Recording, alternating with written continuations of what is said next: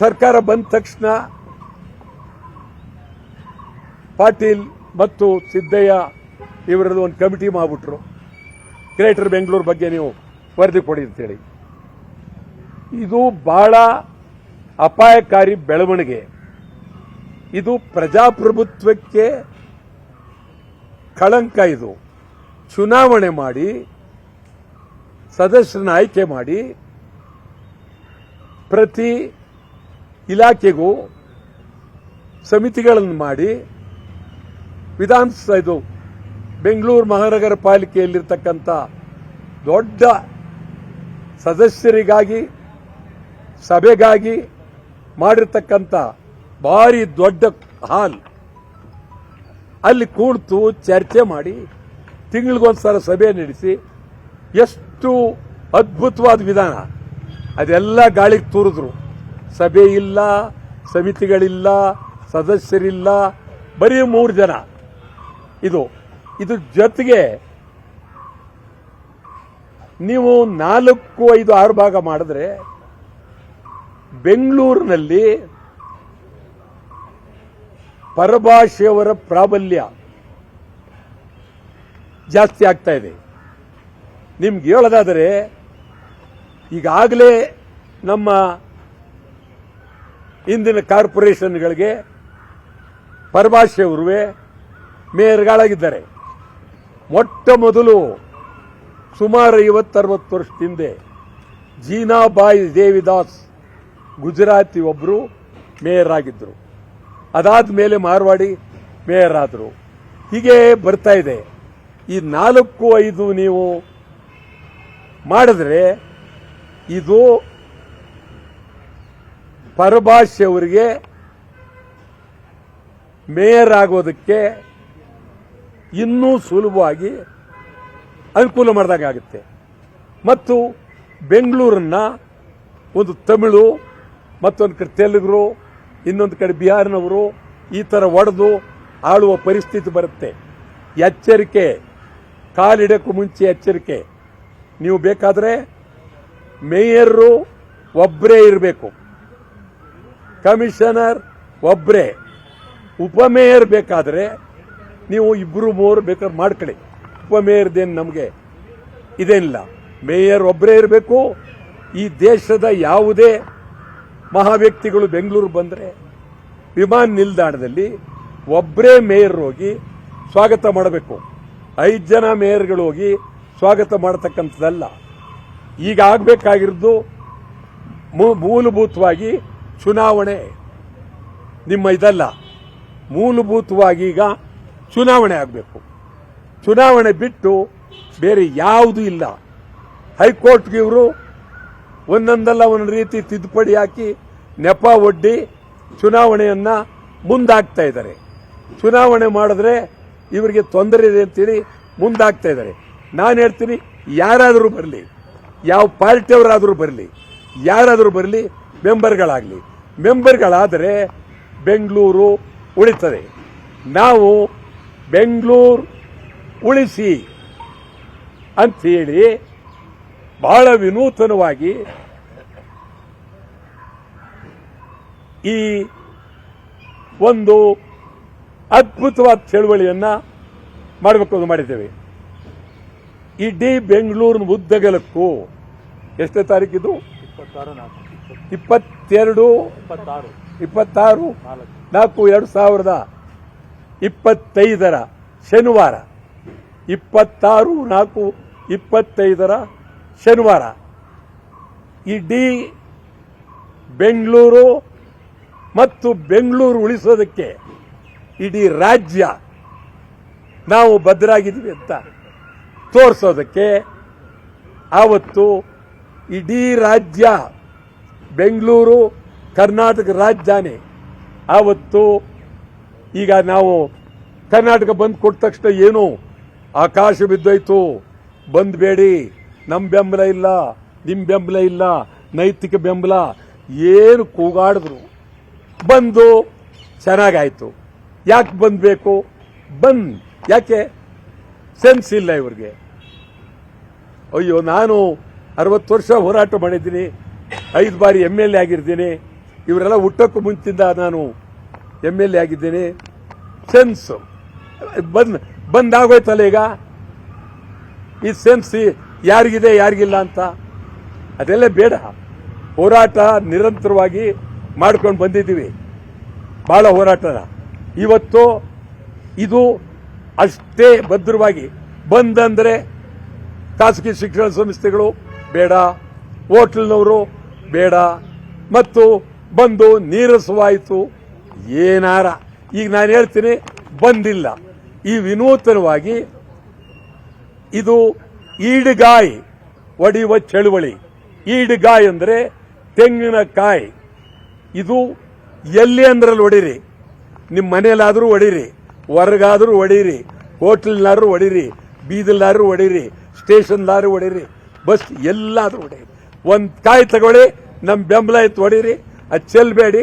ಆ ಕಾಯಿನ ಯಾರ್ಯಾರು ಕೊಡಿ, ಕೈಲಿ ತಗೊಂಡೋಗಿ. ಇದು ವಿನೂತನವಾಗಿ ಇಡೀ ವಿಶ್ವದಲ್ಲೇ ಇದೊಂದು ವಿನೂತನವಾದಂಥ ಚಳವಳಿ.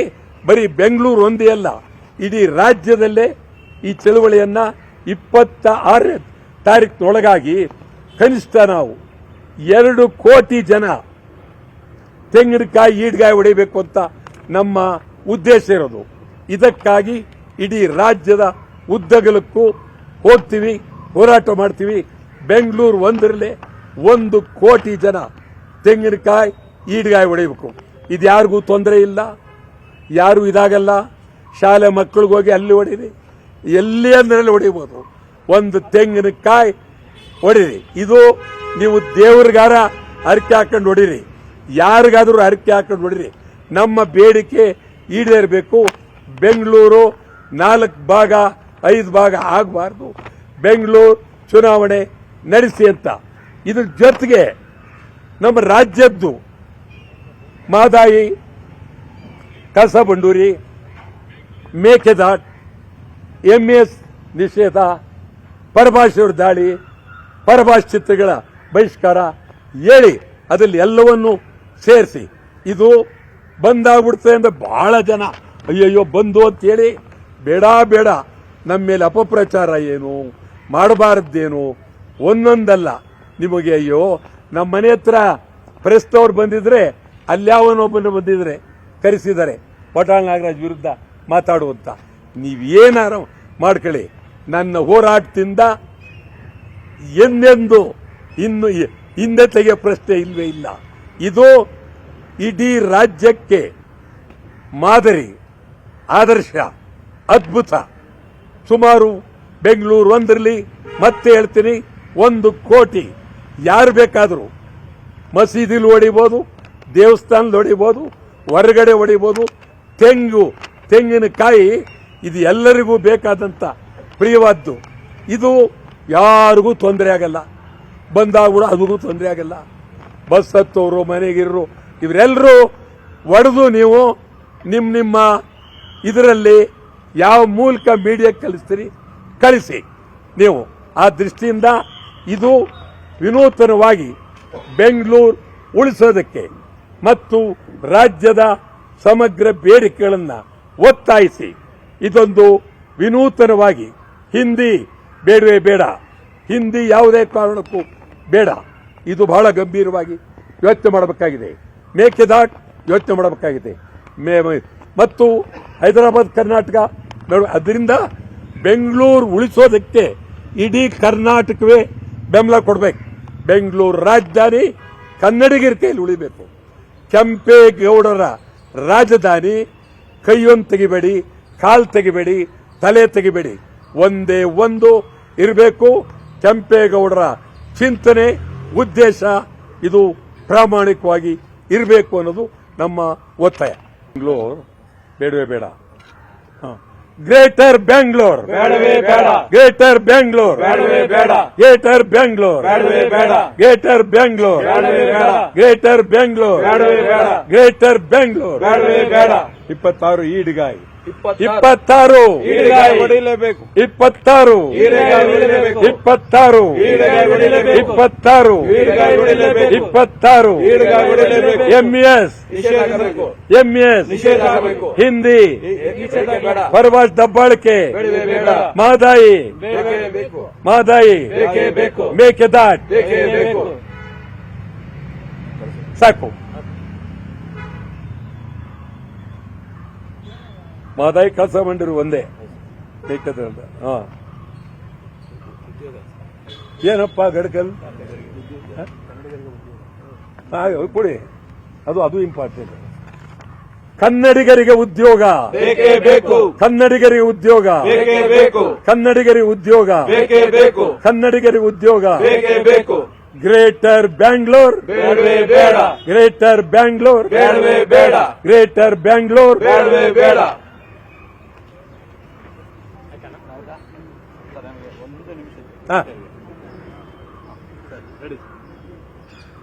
ಗ್ರೇಟರ್ ಬ್ಯಾಂಗ್ಳೂರ್ ಬೇಡವೇ ಬೇಡ, ಗ್ರೇಟರ್ ಬ್ಯಾಂಗ್ಳೂರ್ ಬೇಡವೇ ಬೇಡ, ಗ್ರೇಟರ್ ಬ್ಯಾಂಗ್ಳೂರ್ ಬೇಡವೇ ಬೇಡ, ಗ್ರೇಟರ್ ಬ್ಯಾಂಗ್ಳೂರ್ ಬೇಡವೇ ಬೇಡ. ಗ್ರೇಟರ್ ಬ್ಯಾಂಗ್ಳೂರ್ ಗ್ರೇಟರ್ ಬೆಂಗಳೂರು ಇದು ಒಳ್ಳೆಯದಕ್ಕಿಂತ ಹೆಚ್ಚಾಗಿ ನಮಗೆ ಅಪಾಯ. ಗ್ರೇಟರ್ ಬೆಂಗಳೂರು ಅಂತ ಇವರು 2 ರಿಂದ 7 ಭಾಗ ಮಾಡೋದಕ್ಕೆ ಇವರಿಗೆ ಅವಕಾಶ ಇದೆ.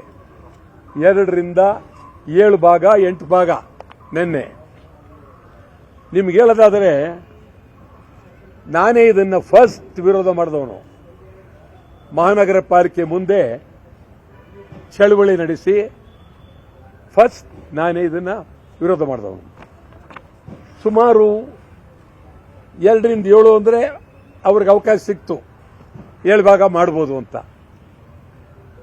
ಈಗಾಗಲೇ ಚುನಾವಣೆಯಾಗಿ 4 ವರ್ಷ ಮೇಲಾಗೋದು. ಪ್ರತಿ ಸಾರಿನೂ ಚುನಾವಣೆ ಮಾಡದೆ ಇದೊಂಥರ ಸರ್ವಾಧಿಕಾರಿ ಪ್ರಭುತ್ವ. ಒಬ್ಬ ಮಂತ್ರಿ, ಒಬ್ಬ ಕಮಿಷನರು, ಮಿಕ್ಕ ಅಧಿಕಾರಿಗಳು. ಪ್ರತಿ ವಾರ್ಡು ಸಂಪೂರ್ಣ ಖಾಲಿ. 200 ಜನ ಇದ್ರು ಕಾರ್ಪೊರೇಟರ್ಗಳು, ಬಿಬಿಎಂಪಿ ಮೆಂಬರ್ಗಳು 200 ಜನ.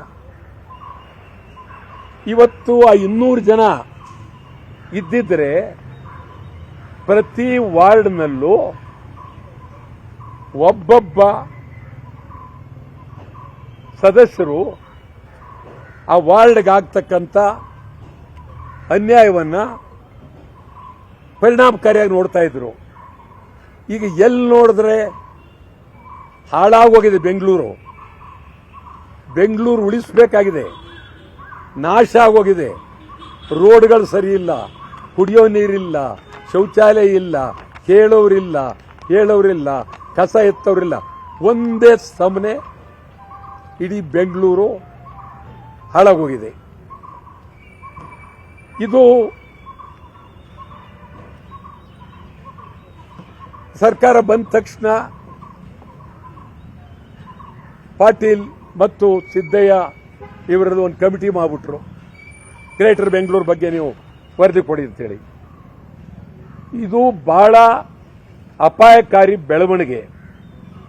ಇದು ಪ್ರಜಾಪ್ರಭುತ್ವಕ್ಕೆ ಕಳಂಕ. ಇದು ಚುನಾವಣೆ ಮಾಡಿ ಸದಸ್ಯರನ್ನ ಆಯ್ಕೆ ಮಾಡಿ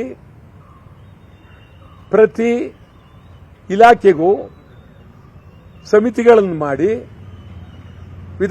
ಇದು ಬೆಂಗಳೂರು ಮಹಾನಗರ ಪಾಲಿಕೆಯಲ್ಲಿರ್ತಕ್ಕಂಥ ದೊಡ್ಡ ಸದಸ್ಯರಿಗಾಗಿ ಸಭೆಗಾಗಿ ಮಾಡಿರ್ತಕ್ಕಂಥ ಭಾರಿ ದೊಡ್ಡ ಹಾಲ್, ಅಲ್ಲಿ ಕೂಡ್ತು ಚರ್ಚೆ ಮಾಡಿ ತಿಂಗಳಿಗೊಂದ್ಸಲ ಸಭೆ ನಡೆಸಿ ಎಷ್ಟು ಅದ್ಭುತವಾದ ವಿಧಾನ. ಅದೆಲ್ಲ ಗಾಳಿಗೆ ತೂರಿದ್ರು. ಸಭೆ ಇಲ್ಲ, ಸಮಿತಿಗಳಿಲ್ಲ, ಸದಸ್ಯರಿಲ್ಲ, ಬರೀ 3 ಜನ. ಇದು ಜೊತೆಗೆ ನೀವು 4, 5, 6 ಭಾಗ ಮಾಡಿದ್ರೆ ಬೆಂಗಳೂರಿನಲ್ಲಿ